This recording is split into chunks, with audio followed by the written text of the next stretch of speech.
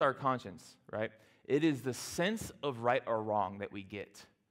Believer or unbeliever, no matter who you are, we all have this conscience in us that tells us this might be wrong or this might be right. And so there's a few things important to know about our conscience. Our conscience is not the law. It does bear witness to God's law.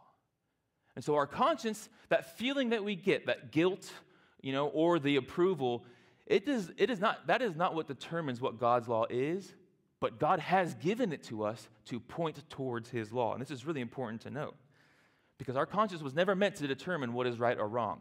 Only God can do that. And it's also important to note that we can inform our conscience.